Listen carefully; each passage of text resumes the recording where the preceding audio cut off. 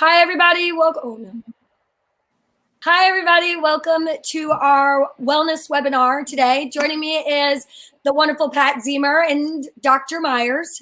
Pat Zemer is the CEO and founder of MagnaWave, and Dr. Myers is our medical director. Dr. Myers, where are you today? I know you're traveling and working. Tell us where you are right now and what you're doing.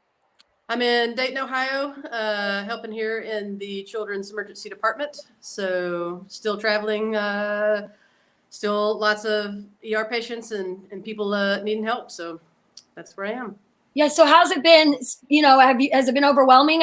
People are hearing that we're flattening the curve, and I know you've been in Florida, you've been in Ohio, so there's a little bit difference there. How's it been in Dayton? Ohio's a little different than Florida. They have been in a shelter-in-place setting for a longer period of time. So we think that their curve is a smaller curve than the Florida curve has been. The question just is, how long is it going to last? I think that's the question everywhere right now is, are we mostly through this, or are we still in the middle of it? And because we've sheltered in place, we flattened it. Arguably Ohio did a very good job of closing things early and having people separate and distance. And so they seem to have a smaller number of cases. So our volumes in the ER are very doable at this point in the game. Yeah. Of course, we're still seeing the standard, injuries, and then we're moving sort of out of that wintertime viral pattern, but more maybe into that springtime allergy season. So, our patient volume is varying some, but we are still seeing COVID cases, that's for sure. Okay, so, let's talk about that. They're talking about opening back up. What do you think about that? And how do you feel about opening back up? If you have a question, hello, everybody. If you have a question, go ahead and type it there in the comment box. But, I think that's something we're all wondering. What do we do now? Do we open up, or what are your feelings on that situation? I think that it's with trepidation that we're doing this. There's certainly a need to get the economy back and moving. If we don't keep our eye on that ball, I think we're going to get into some other issues. That's for sure as a nation. The question is balancing that need with the continued safety of health for individuals. And right now there are 31 states that are looking at opening up. They're all doing it a little differently. Which is going to create a lot of confusion, I think. Again, we don't have a unified voice that's telling us a single thing. We have states doing different things in counties and in cities. Florida, for example, the highest concentrated area of COVID incidence and mortality are not opening up at all, although other cities in Florida are going to do that and do that relatively aggressively. Wow. So there's going to be a lot of pay attention to your local network resource to know what your rule is in contrast to other places, because they're going to be different across the board. I think it's going to become very important that we continue, if we're going to get out and move around, to social distance, be very cautious, aware of where you're positioned in sort of relationship to other people. And I think this is where masks are going to begin to play a much more significant role. As we're back out and around, if you are going to be in a populated area, for sure, you need a mask, period. That are now requiring you to wear them if you're going to go into a building. And I think that's a good safety move for us, because as we go back together, it's going to be hard to manage the distance. And so the mask can be effective from that perspective. So I do feel, though, if you're older, if you have comorbidities, you should still probably stay home as much as possible. If you are an at-risk population, then certainly protect yourself. Did you hear that, Dad? You stay home as much as possible. Sorry. Okay. Ma'am. On the mask note, really quickly, we do have some MagnaWave masks. I did order you some, Dr. Amanda. We're going to send it to you so you have some really cool masks. Dad, do you have anything to add to that, or anything to say about how do you feel about everything that's going on, and do you have any questions? Well, I just think it's, you can, in our neighborhood where we are, people are walking without masks. And of course, Kentucky has a directive that on the 11th, 10 days from now, the directive is everyone's to wear a mask. No punishment if you're not, although the police or the security person or the store manager can come to you and say, please put a mask on, that type of thing. I guess they could ask you to leave the store if you're not going to wear a mask. They could have you not go in the store if you're going to wear a mask or not going to wear a mask. But I think the easier we just adapt to that and do it, whether we agree with it or not. And as you know, there's a lot of people that agree with that and a lot of people that don't. But if everybody just does it, you can't err to the wrong at that point. I don't think you can disagree with having a mask. Medically wise, Dr. Myers, don't you think it is a precaution? It's not just protecting you, it's protecting everybody else around you if you are one of those asymptomatic people. I think that's the key point, is that you can have this virus and not look like you have the virus. And so even if you feel healthy and you're not encountering any issues that would require you to stay at home and continue to self-isolate, if you're shedding this virus, then you are exposing everyone else to it unknowingly. And so again, that's where the masks come into a critical role. It will help you if you're just in that volume of conversation, if you accidentally cough or you sneeze on some level, it helps minimize the spread of that viral particle. And it also helps you not touch your nose mouth area and then touch something else that someone else may come in contact with. So multiple layers potentially of where the mask can be effective. And it's if we're going to reopen and we're going to gather, then that I think is a critical part in potentially helping this curve continue to be flat. So I think I think whether you agree with it or don't agree with it, if we want the access to sort of return to our lives where we can go to get our hair done or go out to eat or do some of those non-essential functions in life that we all like to participate with, then that's the price that we're going to pay for it. We're going to wear a mask. They make a lot of cool ones. You can order them online. You can get football teams, your baseball teams, your basketball teams, whatever sport you like. You can get, they print them all. You can get them in all kinds of shapes and sizes. So find one that's comfortable for you, that you like to sport, get a couple of them that you like to change it up a little bit with. Have fun with it, Yeah, I completely agree. Wendy Cassidy asked, Dr. Myers, I have to travel soon through several states. What precautions should I take, especially in a hotel situation? I mean, you're obviously traveling, you're in hotel. Precautions should you take? When I travel, I'm a little obsessive compulsive on some levels, so I'm pretty cautious about what I'm doing. And so for me, traveling, I take what is a Clorox wipe, basically. I wipe down the seats that I'm sitting in, any tray tables or benches or so forth that I'm going to be in contact with. Certainly as I'm en route, and then I wear a mask the whole time that I'm traveling. And then when I get to a hotel room, I do the same thing. I wipe everything off. I'm sure the hotels are doing a diligent job in cleaning. It's just for my own. I touch a lot of stuff. I want to be confident in what I'm, exposing myself to. And I want to protect my family when I go home. So, it's a dual purpose. It's not just about me. It is about other people that I come in contact with. And clearly for me, I'm seeing people on a high volume number in the emergency department. So, keeping myself healthy is a critical thing for me. So I tend to wipe my hotel room down. If I go out, the first thing I do when I come in is wash my hands. And then I take the clothes off that I've been wearing outside, shower, and change into something that has not been out of my hotel room. Again, just to minimize maybe what's coming in and going out. So it's just a little bit of vigilance and carefulness. I wipe down my car keys and my steering wheel and my stick shift or whatever it is that I'm using to do the car, door handles, and et cetera. So it's just kind of paying attention to those little things and them down, because these viruses do live 4 to 5 days on surfaces. So, it's just a kind of build a pattern that you can replicate is really what it is. So I have a question to that end. As we talk about going back into the office scenario, potentially reopening our clinic, people can come in. How many times a day? I mean, I know if a client comes in, they go into a room and they're getting treated, you're going to clean that room when they leave, the doorknobs, everything in the room. Right. So well, we wipe it all down anyways, all the coils after they come in, but how often should they be doing that? Correct. Certainly after a client, but I'm talking about as far as the building is concerned, twice a day, every day. What would you think? I mean, if you did, I would say that would potentially depend on how many people are coming in and out of your building.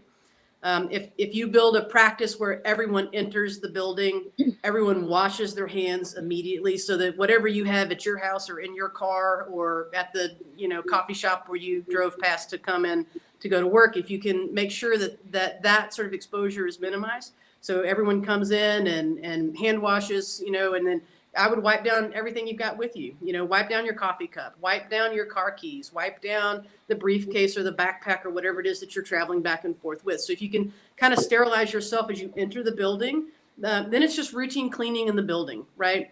So the places that are hot spots, commonly bathrooms, doorknobs to bathrooms, the break room where people are getting their coffee or their water or their lunch out of the refrigerator. So those areas need to be potentially wiped down more frequently. And maybe that is, you get a spray bottle and the person who goes in there and opens the refrigerator door, then sprays the handle down and wipes it off as they leave. And so it just becomes I've done what I need to do after I've touched something in the facility. And then, you know, from an office cleaning perspective, just that standard, you do it every day, you vacuum it off, you throw out the trash, whatever that is, you know, process. Yeah, that's I mean, I guess everybody will wear masks too, right, Dan? Yeah. Yes. That's a whole industry. I mean, I can see where somebody could do that. And I could see where just in our small office, if you will, on a given day with 20 some folks in there could be someone that was walking around that office continually. Right. Not only everybody taking care of their own, but someone just continually, almost just rotating, wiping down, spraying, you know, that's their job. Right. I see that happening. Yeah. We got a question. Carly asked, with Lysol and Clorox being hard to find, would you recommend bleach cleaners or high percentage rubbing alcohol to disinfect surfaces? Now, I don't know the answer to that. So you have to have at least a 70% alcohol content in whatever product that you're going to use. That's an alcohol-based entity. So isopropyl alcohol could work and do that. But don't get crazy. This virus is literally, the skin surface of this virus is a fat layer. It's a lipid layer, and it is destroyed by soap, just soap. So you don't have to find a special product. You can still, most of the stores, the grocery stores and the Walmarts and Targets, they still have soap available everywhere. So just plain dish soap even is a very workable deal. You wipe it down, you leave it, you know, 20 seconds, 30 seconds, and then you can wipe it right off. So as we are still seeing shortages of the convenient products like these wipes or these sprays, but in reality, all you need is soap and water. Would Windex qualify as a soap product? Windex, I don't know that Windex would. I don't think it's got a high enough percentage of alcohol in it, and I don't believe it's got enough grease cutting soap component that would make that work. So I would have to read their label though to know that for sure. But I don't think that's going to be one of the ones that would matter. Okay. So recently we added a new product to our line. Again, if you have questions, put them over there in the comment section. We'd love to ask your questions to Dr. Myers. Recently we started working with a new product called the LZR Ultra Bright. And I know that you said that you looked into the red light and the white light. So what do you think about the red light and the white light, and how do you think it works? You know, how do you explain it to someone in like an elevator speech of what it does? The red light wavelength is a very therapeutic wavelength, and we've known that for a very long time in medicine. And at a core, what it is doing is it's spinning electrons. So it's literally assisting your cell structure, your mitochondria, to increase its ATP production, which is the gas for your cell to be able to work. So we're finding that cells can work more efficiently when they're energy stimulated, right? And then the other thing that it can do is it helps stimulate collagen fibroblast growth. And so you're looking at skin in and of itself, the structure of the skin being healed and then strengthened across the board. So, and then the third kind of major thing it can do is it will change nitric oxide levels. And so you're getting some vasodilation. So your blood vessels all become larger, which increases your flow or improves your flow. So if I can, you know, look at, you know, increasing my energy level, helping my flow, and then maintaining my cells in their structure in and of itself, then I will effectively work better as a structure. So there's a lot of studies about red light, the ultra red lights, the depth of its penetration, and how it is actually effective therapeutically. But it's a great product across the board. So it doesn't create heat. The UV ray system is a little different. That creates a lot of proton movement and heat movement, which can have some cell damage, which is why everyone's careful about, using sunscreen and sort of minimizing some of the direct sun exposure that we can have. So this is a wavelength of light that behaves like sunlight, but without the heat and the damage, sort of component to it. So we've been using it with the MagnaWave machine, and we've been seeing really great results. You can use them at the exact same time. So it's been wonderful. Some people are using it for weight loss, which is interesting. I think if you want to learn more about the LZR, you can check it out on our website. The link was there. Again, it's called the LZR Ultra Bright. Thank you for giving us that explanation, Dr. Myers. We do have another question. So this is about food and COVID. What is your feeling about takeout food and how to disinfect the package and the containers? I mean, most of the restaurants have put into place a very specific non-contact food, sort of structure, and most of them are wearing gloves. So if they're picking up the box of the container of food that you have, and then they're placing it in a bag, they're using a glove. So you're sort of depending on their protocols and practices in order to keep you safe. If you are a lower risk individual, that's probably great.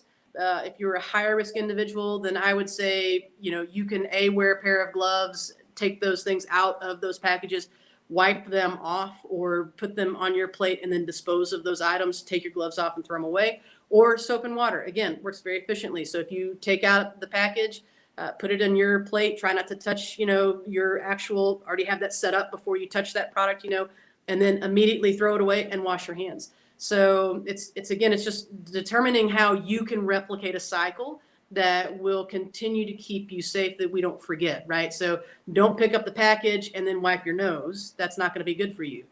So try to be sort of real methodical about the way that you're managing it, right? So get your plateware out, then handle the to-go container, then put it into your own at home, whatever that is, utensil, bowl, et cetera, that you have out there, and then dispose of it and then hand wash immediately. That's great advice. One person Dawn asked, what about leaving windows or doors open or being outside? Does the sun kill the virus? And I know that's been a really hot topic of debate.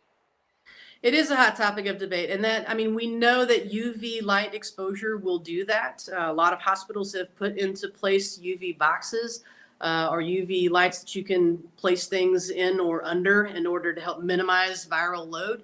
So we know that the sun, which is a UV light, effectively will potentially do that. We just don't know how much sun, how long you have to be there. If I have a cloud in the sky, does that matter? If I'm in the southern hemisphere, northern hemisphere, like where am I in the distance from the sun? Is it morning? Is it evening? Like there's a lot of variability from that perspective from an outdoor uncontrolled space, right? Whereas in contrast, the UV box, you have a certain amount of intensity, it's a certain distance, it's a certain size, you can control the time of the exposure, et cetera. So, is it effective? Probably. How effective? We don't know. We are not seeing big evidence of this virus just floating in the air. So if you want to leave your door open with your screen, or your windows open with your screens on or so forth, then that may be a very good thing to do in the spring. So again, still getting into our life and life pattern is valuable and important. Outside activities are always healthy for you from that perspective. But social distancing is going to be a must. I think a lot of parks are going to reopen. They're now, having allowed timeframes in cities for people to get outside and do their jog or their walk or whatever their calisthenic is for the day. So outdoor exposure, I think, is a good thing. I think if you're going to be outside, you should be in your mask. Yeah. We've had some folks on CastBox come in.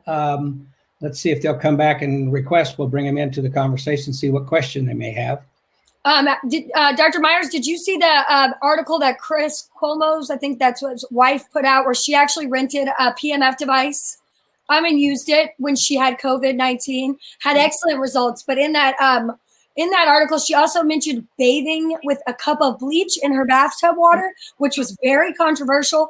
I think the PEMF works. And obviously we all believe that it's something that's, immunity helps your immune system. Mm-hmm. But what do you think about that cup of bleach in the bathwater? Just wanted to know because a lot of people are talking about that on social media.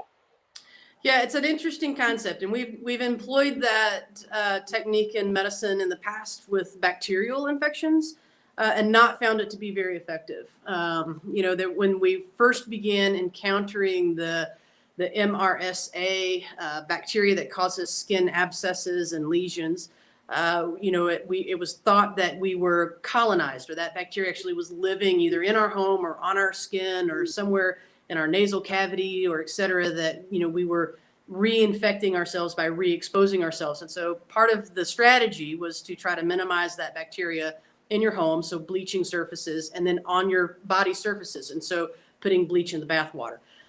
We did not find that to be super effective. Some people still will, if you've got a high incidence of that bacterial and high incidences of abscesses, they'll say try it and see if it will help mitigate things. So the jury's a little bit out on the research from that perspective. So but it's not completely crazy. I mean, some people are acting like it's just she's nuts. No, it's not completely crazy, and it is something that we've looked at. So and used as a strategy in medicine. So, but it maybe has plus minus effectiveness. So if that's something that you feel like keeps you maybe healthy and mentally that makes you feel better about the process of exposure and what's going on with COVID-19, then by all means do that, because the way that our mind thinks, if we feel like we're healthy and we feel like we're going to be good because of that, then we will be. So that's part of the deal. So, if you feel like that's off the wall and nuts, then, then find a different strategy to stay healthy with. Yeah. I mean, she talks a lot about how she rented a PEMF device and she treated herself and her 14-year-old. He was in a tremendous amount of pain. He kept talking about how much pain he was in. And then the device helped him through that period. Just to everybody out there watching, if you would like to rent one of our machines, you could go to the map on MagnaWavePMF.com and get matched to your local practitioner who has rental machines available to, with a no contact drop off. So everybody in the United States has that option of getting that machine to them from someone local without having it shipped all over the country. So if you're looking at trying PMF to mitigate any type of symptoms or help with your immune system, that option is there. Now, Dad, is someone on CastBox? There is. Raina is with us. Raina, did you have a question? Yes, please tell me how many people there. Like I heard too many voices from your side. Like maybe 3 people there. No, there's 4 of us here. 3 of us here. 4 people. Oh, okay. So I'm Shred. My name is Shred, and sorry to say, I don't know what's your topic. So if you share with me your topic, so then I have lots of questions. Our topic is the COVID-19 and our therapy equipment.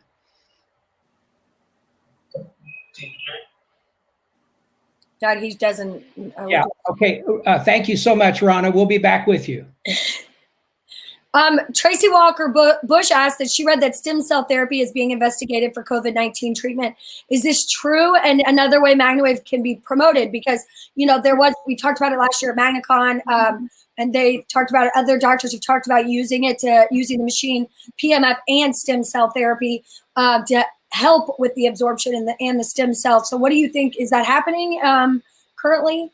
We are looking at multiple ways to try to combat this virus. So we know what the virus DNA, RNA sort of, it's an RNA structure, but it's like our DNA. So we've looked at the similarities between the protein in the virus and our protein and ways to target that. And we've actually got, 70-ish medicines that will target 60 or 70 of the proteins out of like the 330 that we have that are similar. So we're looking at literally 70 different meds to try to figure out which ones can be effective for us. We are looking at trying to figure out whether convalescent plasma will help us. So once you've already been sick with this virus, can we extract your immune system out of you and help other people? We're looking at, there's 100-ish immunization development strategies that are ongoing right now. We're trying to capture every modality that we can to try to eliminate part of the infectious risk, to mitigate how sick people can get from this, and then how can we prevent people from getting sick with this. So I think that all of these strategies are actively being investigated. We've had this thing around for 6 months, so Yeah. and only in the United States for the last 2.5 months. So lots of learning to do, lots of strategies to try to employ, certainly lots of modalities that are being investigated. To that end, Dr. Myers and Alane, I've reached out to some FDA representatives, if you will. There is a fast track in the FDA to where they'll let you bring something in and use it. And so I kind of pursued that to see, okay, what would we need to do to get, okay to do some of that. And no matter how you do it, it still comes down to, well, you got to put it through the FDA, and it could take you, got to write for a grant. And I've reached out to some doctors that are retired from U of L who have written grants in the health area, in the rehabilitation area there, and asked them to maybe participate with us to write a grant. But no matter what we do, it's a year before they would say, okay, let's try this. Let's give you 15 cases or 20 cases, and let's see what this does. We do know that it helps inflammation in the lungs or wherever to help clear things out. But I was kind of thinking we could reach out to them and someone would say, hey, let's give that a shot. But that's not what I'm hearing thus far. I think there's so much red tape. But yeah, that's it. I mean, even the fast track will take a year or 6 months with red tape. That's correct. Right. And that's where we are with immunizations. I mean, everyone is saying, 9 months-ish, maybe by next January, but that's a epic proportion fast track. I mean, that is certainly bending or manipulating some of the normal protocols in order to get that vaccine and get it maybe done faster. And anytime we do that, the risk is how many people get hurt by the vaccine itself. And that's part of why we've been a little bit on the brakes with things like the hydroxychloroquine in combination or not in combination with Zithromax, with a lot of the remdesivir studies. I mean, we have to know that the product won't hurt you. And so we've got to have a really controlled process in order to understand, do you have a side effect from the medicine, or is your side effect because you have the illness itself? So you have to tease these things out, and it just takes time. There's no other way to move faster. I mean, we are moving as fast as I think anyone could expect with us having the short experience that we do with this virus.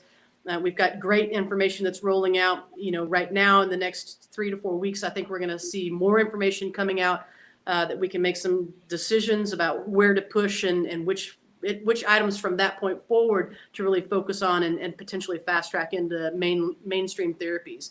But we're still a year out, realistically, from a lot of this happening, period. So Dawn asked, she has heard that smokers do not get COVID as bad as other people. Is that true? I've not seen any research data about that. None. I don't know why that would be true, because that doesn't seem like that in their lungs to begin with. Right. I mean, again, this virus tends to choose to be in our nasal tract down into the lung tissue. The lungs have been the reason that people are being hospitalized and commonly are dying. And any damage or injury to the lung that's pre-existing is going to potentially create a bigger problem for that individual if they become infected and if they become overwhelmed with this virus. Yeah. I mean, I can certainly do some research and maybe get back to you guys on smoking and the connection, but I've not seen any information that may allow me to make a comment one way or the other about it. Wendy also asked, when will I know when it's safe to visit my father with cancer? Even someday with more testing, what is the best case scenario? I mean, the real question is going to be when we get antibody testing. So what our push has been in the very front end of this is get a test that will accurately tell us whether you're sick right now. And the next push, I think, is realistically getting a test that tells me whether you've been exposed and have some sort of an immune response reaction to the virus, and is that test accurate? So if we can know whether you've been exposed or not, then I think that gives us better information about how we can either A, be out in public, or B, visit people that are at health risk sort of settings. So if I have not ever been sick with it and I'm not currently feeling like I'm sick, then I think it would be reasonable, wearing a mask and social distancing to spend some time with people that you love. If you have the antibodies present and you're not feeling sick, then the real question is, are you shedding the virus or not? And so that becomes testing multiple days in a row, keeping symptom free, and then making a decision to go visit people. So kind of a combination of things have to fall into place. We don't really have great antibody testing yet. That's certainly in development and probably will be, out in the next couple of weeks. But then the question is, how public available is it going to be? We're going to be in the same situation that we are with the PCR testing right now. Can everybody walk up and get a test? No. Where are we testing? In high population areas where we have high density illness issues. So we're still not globally having access to the testing. And the antibody testing is going to look very similar to that, I think. Yeah. Dad, do you have any questions? Well, no, I was just going to say that, that is very interesting. And of course, you answered it. Get tested, see if you have the antibodies, wear masks, and do the whole 9 yards. And use your MagnaWave at home. There you go. But in terms of seeing somebody, you're going to have that situation no matter what's going on. Mm-hmm. Of course, if her father's more vulnerable, obviously he is with cancer. But gee, I mean, I would think if she'd social distanced, went outside, if he can go outside, if he's in a position to be able to step outside and be, several feet apart, and everybody's wearing masks, and she's been tested, and he's tested and doesn't have it. I don't know if they can test, if they'll test somebody, or if he's even able to be tested.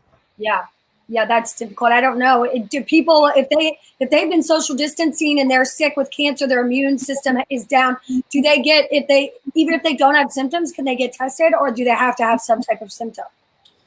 I mean, commonly they're going to say with a symptom, if you start to get sick, that's when they would start the testing. I don't know that they would empirically test you. If you're receiving treatments, though, if you're going to a facility where you're having your chemotherapy or radiation, then you might be more likely to be tested. But if you're in a steady state or a remission phase, then they may not aggressively test on any level. But that would certainly be a conversation to have with your local either health department or physician to say, look, it's important and valuable to have this contact, and knowing what those answers are right now is something that a lot of times would be a reasonable conversation to have. So. Yeah, I agree. If you have a question, anything at all that you would like to ask Dr. Myers or Pat Ziemer or myself, please put it in the chat, their comment there. Also, I do have a question. I have someone that would like us to call them. Okay. So she has a question unrelated to COVID, but she has a question. Hello? Okay. Yes, ma'am. Yes, hi. My name is Pauline Gardner. How are you today? We're good, Pauline. Good. Thank you so much for taking my question. My daughter is 9 years old and was diagnosed with a generalized convulsive epilepsy in May of last year. Now we've moved on to the diagnosis of intractable epilepsy, and we are in the process of switching her medication over from Depakote to Lamictal. Her epileptologist has told us that we should expect increased seizure activity during this transition, and we've already experienced increased activity. I'm just wondering if there's a recommended protocol to use with my Soul machine during the transition period to kind of make it a little bit easier on her. Currently, we are using the mat combined with the small coil. She lies on the mat and puts the small coil on her head, and we perform one session 5 times weekly. One session per day? Yes, 5 days per week. For how long? Just the 10-minute cycle. And are you seeing a change? Well, we started this protocol in July of last year, I believe, and noticed an immediate change in her epilepsy. I mean, I'm 100% convinced that this is making a bigger difference than any of the medications. She was not breathing through her seizures until we started with PEMF, and now she can actually function through them. So I know it's helping, but we haven't changed the protocol since July. Dr. Amanda, do you have a comment? I do have a comment about her protocol. Go ahead if you have something, doctor. I mean, I think the switching meds is always a challenge because you are dropping a level of one, trying to increase the level of the other. And so you get a little bit of a gap in the coverage as you're not therapeutic on either of the products at so it becomes pretty valuable at that point to potentially engage any other. I'm not sure how it disconnected us. I'm so sorry. That's okay. We're back. Go ahead. Go ahead, Doc. So, I mean, you could certainly increase the numbers of treatments that you're doing. You could do them twice a day at the 10-minute intervals. That would be fine. You know, you might find that that would help during that washout pattern where one medicine is dropping down to a non-therapeutic level and the other medicine has not leveled up yet to be covering her. You know, diet control can often change seizure activities. I don't know if you guys have tried any type of a ketogenic process. You could certainly look into that. That's a kind of an easier thing to do now than it has been in the past. There's a lot of gluten-free components that can change seizure activity as well. And then, you know, trying to get good rest and good hydration, just sort of fortifying the body from that perspective can all aid in that time frame where you're moving off of one medicine and onto another. Right. Perfect. The other thing that I would certainly recommend is you want to make sure that you're changing the intensity of your machine. Okay. At the various times that you treat. Don't always leave the machine on the same setting. So if you're treating twice a day, maybe run it a little higher in the morning and lower in the afternoon. Okay. Just because you don't want to get the body correct and change the attachments. Change that up because you don't. The strange thing is that we have cellular memory, and if you put it on the same attachment and the same intensity every time, after a period of time, the body sloughs it off because I don't know. Yeah, I'm used to this now. So if we change it up, then we can continue to receive the benefit. Yeah, I would use the large loop too. If you not just use the mat, you can use the large loop in place of that mat sometimes. You know, kind of rotate that through, because that could go on the back or wherever you're placing the mat. You can use the large loop almost the exact same way. Okay, we only have the small coil, but sometimes we do split it up and do one session on the head and one session on the chest. That's Okay, good. that's We great. do that more frequently. Sure, that's perfect. And also changing the intensity. Thank you so much. I really appreciate it. You're welcome. Thanks for the call. Absolutely. Stay safe. Thank you. Bye-bye.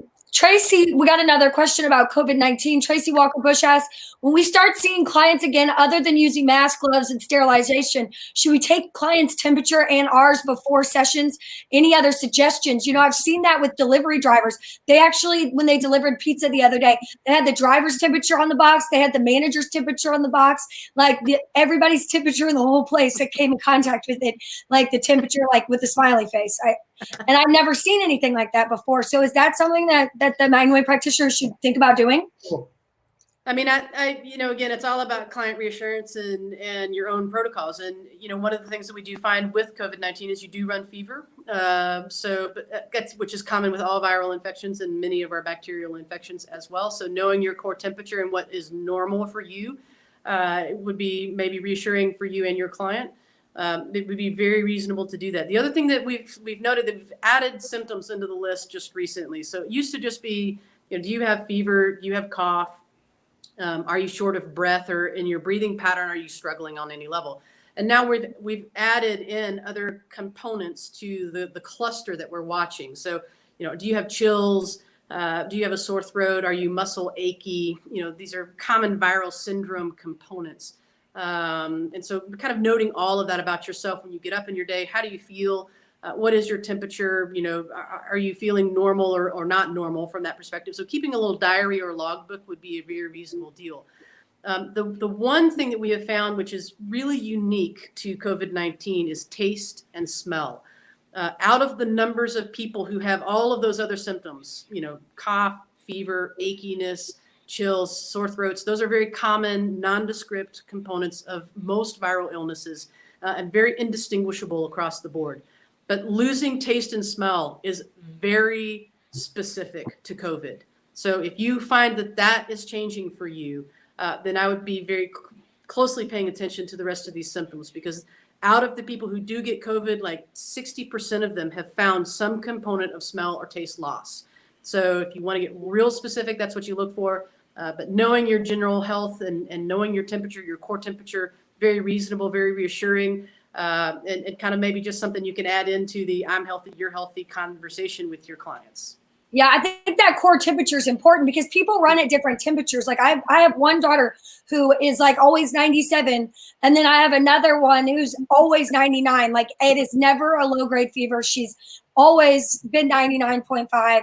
That's every single time we've ever been to the doctor. That's her temperature. So do you see that a lot where there's people who are just a little bit different, where a 99.5 and my other daughter would be almost, astounding to me for her she would be very sick. And with the other one, she's been like that since she was born. So is that normal, or what would you say? Because if you don't know, how would you be aware if somebody was ill or not? Right. And we use averages a lot in medicine. So means and medians, we're looking at statistics and bell curves and those types of things to kind of get information. And so, 98.6 is the average normal temperature. But if you're a degree below it or a degree above that, consistently speaking, then that is just your body thermostat placement. And so kind of knowing that is useful. We look at fever in the adult population as 101 or higher. So, we're looking at enough of an elevation, even if you're running 99, 99.5, et cetera, on your average day. If you crank up a degree and a half, you're actually at that point febrile. So knowing where you sit normally is very helpful, but knowing that then your mark of temperature coming out of normal ranges into what we would call fever ranges is 101 and greater. Is that low grade 101? Would that be considered what they say low grade fever? I mean, that we throw low grade around a lot just because you still have a normal temperature. It may just be higher than your normal right now. If I go outside and work in the yard, I could run a low grade fever, realistically speaking, because my body temperature will be higher. So part of it is your environment. What are you exposing yourself to? How hydrated are you? So there's a lot of variability in swing in our temperatures in and of themselves. And in medicine, low grade or not, we don't care. We want you to have fever or no fever. So, again, knowing your core and where you normally balance is important and valuable. So if you have a lower temperature on an average day, if you're 97.6 or 8 or whatever, and you raise up to, degrees, then that would maybe be careful because you may end up in a febrile situation. So, hard to maybe define what is low grade versus normal. Yeah. We all swing quite a bit. What we do know, 101 and higher, definitely fever. Yeah. So you would just want to make sure, Tracy, that you have that conversation with anyone that you were, when you do start working, so that you're not, if they are 99.5 or something like that, that you need to know what their normal is before you take, you run their temperature. I would think that would be beneficial. But, it is a great idea from the practitioner standpoint. Sure. Yeah. To have a gun or something, and not a gun, but not a gun, no, thermometer.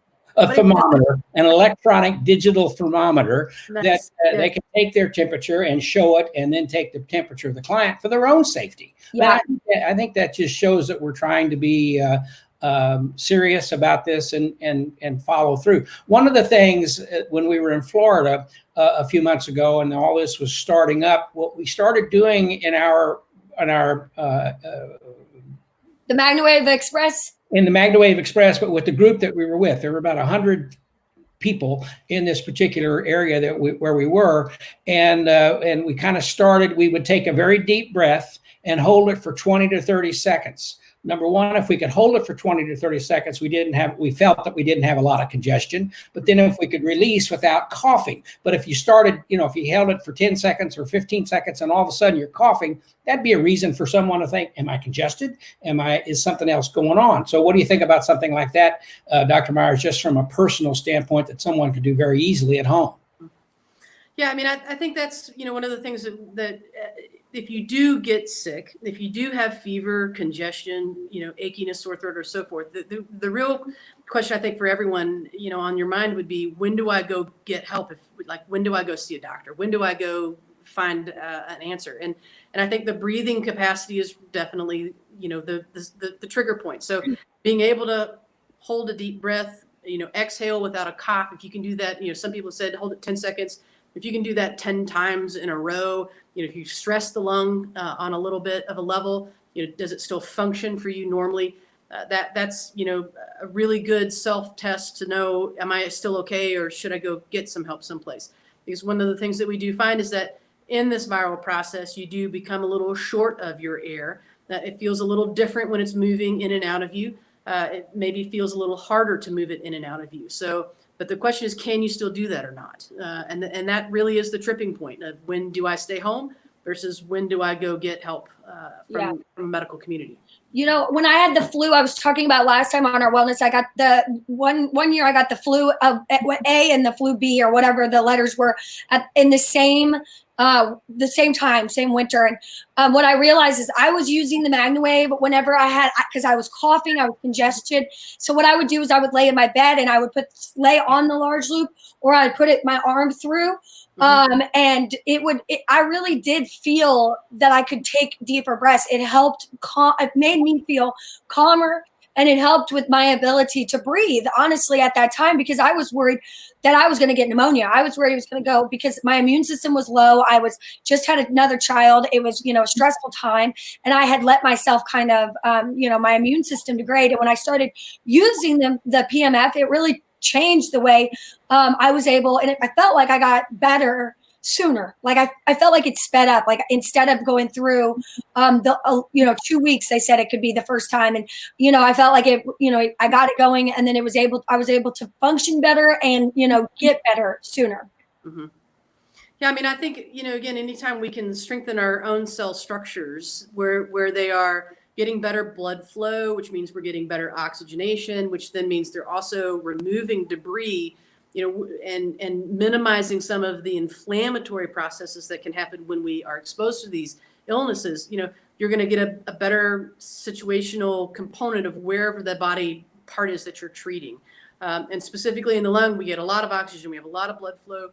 We need the sort of cell structure to be nice and thin so that oxygen can move into the bloodstream, and so that our carbon dioxide can move out of the bloodstream as we exhale.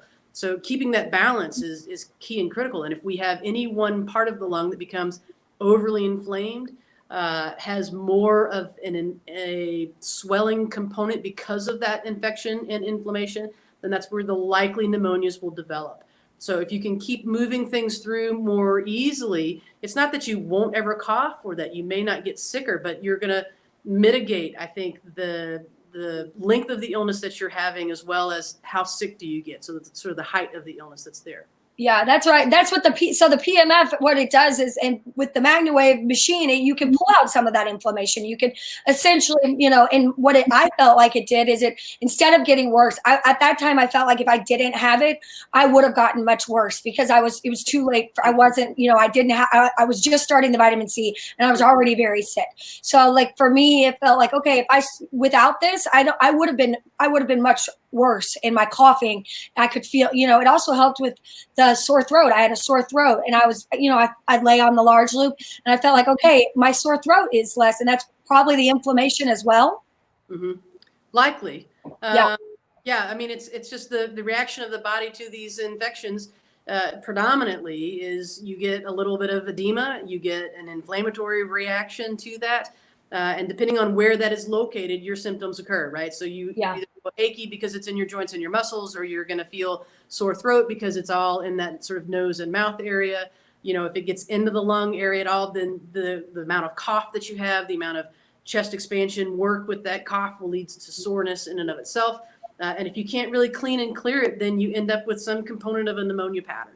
So if you can change your structure using, a pulse electromagnetic field where the body can help maintain its normal function, or is facilitated at a baseline in its normal function, then you can change the whole course of the illness.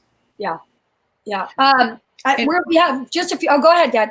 I was just going to say, and we've known for years, and people would say, they would always ask the question, well, I've got the flu, can I use the MagnaWave? And my answer has always been, sure, it's going to push you through the flu faster. Mm-hmm. And, now, but you're still going to have the flu. Yeah. And, or whatever it is, but it can push it through. I'm not going to cure it, but it's definitely helping. So to use it as preventative, to keep your blood flow and to keep your lungs active and all that kind of stuff is good. That's what I do. I sleep on it every night. But at the same time, to think that it's going to stop it is probably not the case. But it can help you move through it smoother, perhaps. Right. Right. Yeah. And you know, prevention is always a challenge. I mean, that's all of the things that we're doing, right? Your hand washing, your social distancing, you're wearing your masks. Those are the things that can help prevent this, maybe from getting you ill. But once you're ill, you know, it really is how fast can you move through it? How sick do you get? How well can you feel even though you have the illness? And this is just one of those modalities that, again, if you can fortify your body, either with good nutrition, good rest, nice sleep, your vitamin supplements, you know, using your magnetic field in order to help your body sustain itself better, then the likelihood of you getting a bad illness, a very severe illness, is minimized. Yeah. It's not that doing all the right things won't keep you from potentially being exposed and becoming sick by this virus. That's just the way that this works. But the healthier you are, you know, the stronger your system at a core is, then the lighter this is going, you know, as an experience to be from the illness progression, length of time that you keep it, and then how you recover from it. You know, and again, 80 to 85% of the people that get this virus are having, you know, kind of flu-like illness symptoms. You get fever, cough, congestion, you don't feel good, you ache, you know, you've got sore throat, all of that happens. But it's a fairly fast transition in and out of it. And you don't have commonly in the average population these bad respiratory outcomes where you need to be in the hospital, where you need oxygen level support on some delivery component. We're seeing, you know, small numbers of that, you know, being needed, although when they are needed, they tend to be devastating. So it's a big deal to require them. So. Question, Dr. Myers, and something that some of us have done for years, but the ozone generators that we have in our homes quite often to help purify the air and clean the air, do you see a value there as far as in our home environment or our office environment? I mean, I feel like those are a lot like the UV light machines. You know, any way when you have multiple people coming into a space, your just exposure levels are exponential. So when you go home and you see the 5 people that live in your home, and then you do something at church and you see 100 people, or at a restaurant you see 50 people, or at a sporting event for your kid and you see, you know, 200 people or whatever, your one level of exposure contact that you then bring back to your office is huge, or back to your home is huge. So anything that you can do to help clean that environment, just from an air purification perspective or a UV lighting perspective, can certainly help minimize, you know, when I come back home, what does it do for me and my family? And then where do I go next with it? So just eliminating part of that, what we're talking about now, tracing component, right? We want to target, trace, and treat. That's what we're trying to do across the public health forum. We need to know where you've been, who you've been around. You know, were they sick? Were you sick? So where are your contacts and exposures going to be? And anytime you can minimize bringing something back to your home and being sick, it's going to be helpful. Yeah. Sure. Okay, so I'm going to switch gears because we're almost out of time here. So if you have a last minute question, put it in there. We'll try to fit it in. But Dr. Myers, you have a Maia machine that you use at home. And today we have, I'm going to share my screen. I'm going to show you guys because this is switching gears, what I want to show everybody. We have the Maia Duo, which is 2 Maia machines. The Maia retails for $20,950. This is the Maia Duo. It comes in the traveler case. We now have it in an all-terrain case. So if you don't know what that is, it looks like this, but it's 2 actual machines, 2 Maias in one case. So you actually get 2 Maia machines in, I don't know if I said that enough, in one case. The price is $24,950. So that's only about $5,000 more. So that is now available again in the all-terrain case. And it's also available here in the traveler case, and we have those now. So if you're interested in getting a Maia Duo or getting a machine with us, if you mention this webinar today, then you will be able to get a special, we're going to give you a 3rd attachment at no cost. So go ahead, and if you want to check it out, it's on our website. It's under our products. You can also check out the LZR Ultra Bright, which we talked about today. And we got new attachment covers. If you're worried about you know, if you want to keep things, these are antibacterial covers that go over your attachments. They can be removed from whenever you treat a dog or a horse or something along those lines. You can get those attachment covers online. They're pretty cool. Just a great way to keep your attachments clean. And, you know, they would go really great with your new Maia Duo. So just putting that out there. Those are available now. So the attachment covers are on our website. The LZR Ultra Bright is on our website. And so is the new Maia Duo. We were very excited today when it came in and on the wheels, because you like your Maia, correct, Dr. Myers? I know that you guys use a lot. Yes, we use it all the time. I love it. Yeah, it's a solid state machine. So if you're unfamiliar with that, that means it's actually a computer inside that is creating that pulse electromagnetic field. I actually have the Maia Duo behind me here. That's what I use, and I treat both of my kids at the same time, and it's cut my treatment times in half, where I'd have to treat one of them for 20 minutes, and then another, I'm doing both of them at the same time, so 20 minutes, and everybody's done, which has been wonderful for us. Dr. Myers, let's see, do we have any other questions? Looks quiet. Okay, Dr. Myers, thank you so much for joining us. And we're going to try to do these about every two weeks or so if you're available. I know that you're working very hard. So again, if whenever you're available, we'd love to have you, and take care of yourself. And thank you so much, Dad, for everything. Okay. Great. All right. Wave on to Beth. Thanks for watching. Thank you. Talk to you later. Bye. Bye-bye. Bye-bye.